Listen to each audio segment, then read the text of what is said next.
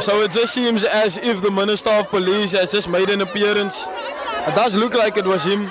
Not too sure about that, but let's get back to business. So your organization is, can you just state your name and your organization and why you guys are here?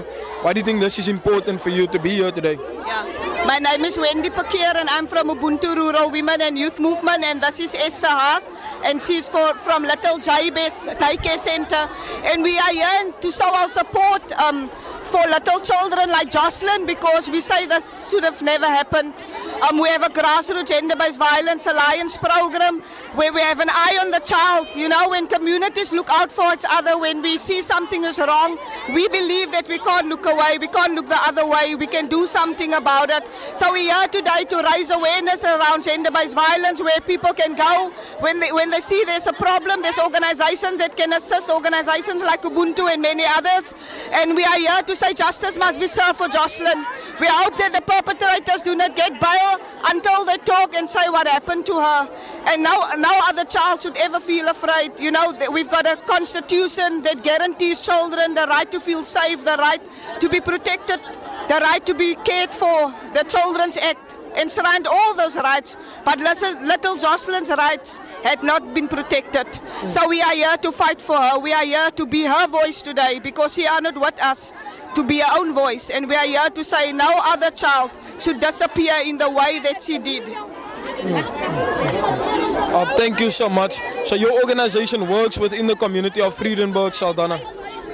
We don't work in Vredenburg in Saldanha, but we do work in the West Coast, more upper in Klaver, where little Jerobian was murdered a few years ago, where we supported the community of Klaver. We also work in Vredendal and other surrounding areas of the West Coast.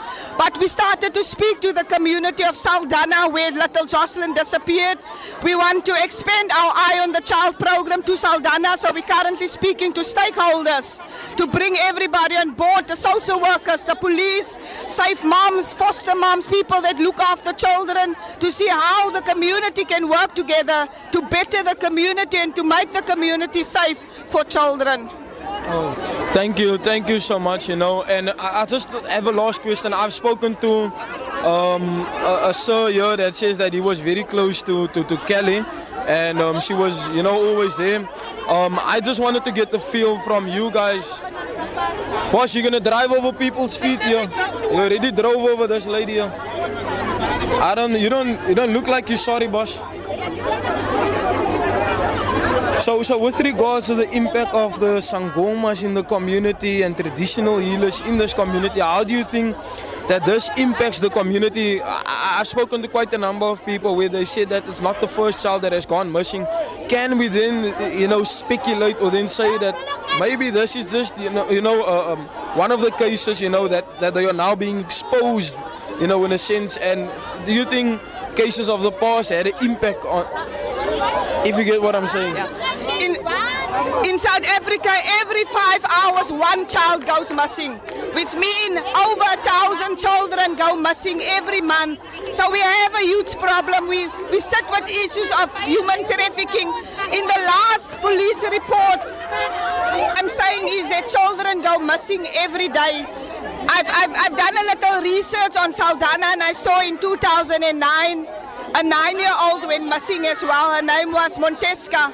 So a perpetrator was caught and is currently in prison for rape and for murder, but they never found a body. So we're trying to make sense of all of this. We hear the stories of Sangomas, we hear the stories of Mutibi News. We know that South Africa is a transit country for human trafficking, but we believe that Jocelyn had been violated.